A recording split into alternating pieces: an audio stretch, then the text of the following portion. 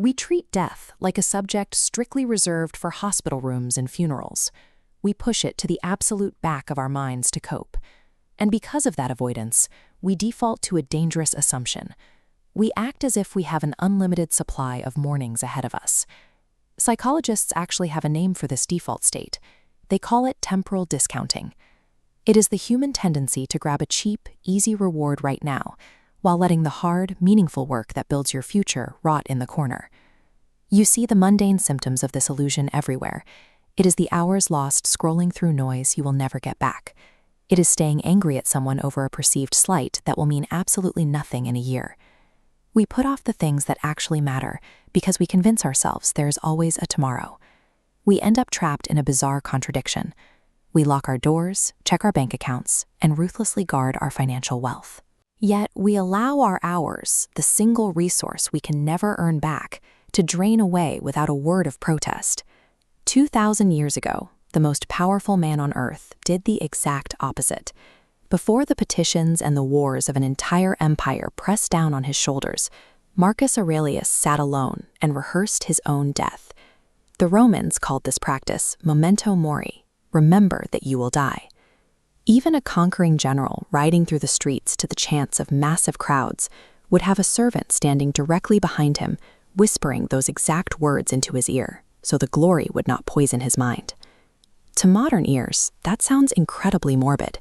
Staring at the end of your life every single day feels like a fast track to despair, a paralyzing death wish most of us try to escape at all costs.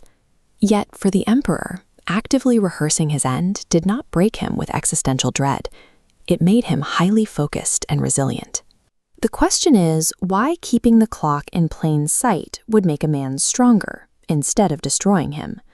For a long time, modern psychology assumed the Stoics were crazy. In the 1980s, researchers built what they called terror management theory.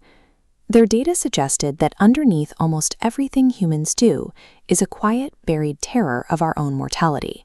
They found that if you confront your ending with intention, it produces the exact opposite of terror. Scientists built a measuring tool called the Death Reflection Scale to map this. By surveying thousands of people during the inescapable mortality threat of the COVID-19 pandemic, the data proved that a growth-oriented reflection on death is entirely distinct from plain anxiety. This diagram illustrates how reflection operates as an automatic filter. Internalizing that your time is finite breaks temporal discounting. Jagged, trivial distractions and petty grudges fail to pass through. Only solid things like legacy, deep connections, and purpose drop cleanly into your priorities. Acknowledging a limited supply of days does not drain the color from your life. Paradoxically, it amplifies your gratitude. Instead, it turns the color up on the present moment, precisely because you remember it will not last. Most people only experience this profound shift in priorities when they are violently forced into it. Talk to anyone who has survived a serious illness or a near-death experience. The petty concerns fall away instantly, and they often reorder their entire lives around what actually matters in a single afternoon.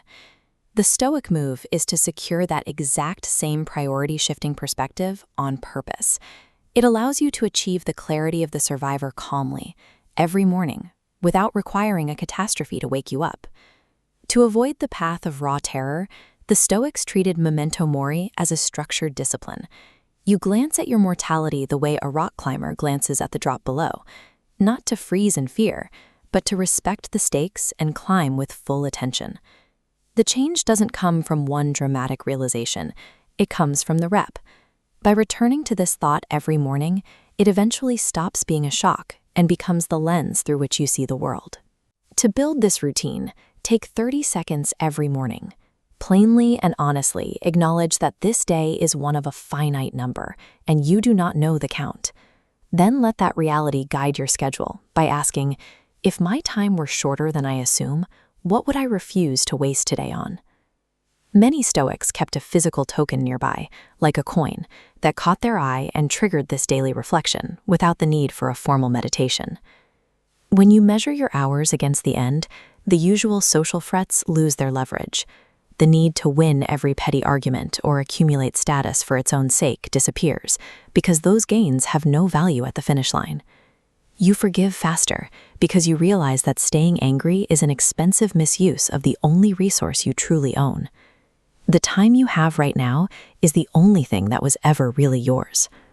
Realize you will die, flip the despair into urgency, and go live like a person who actually believes the clock is running.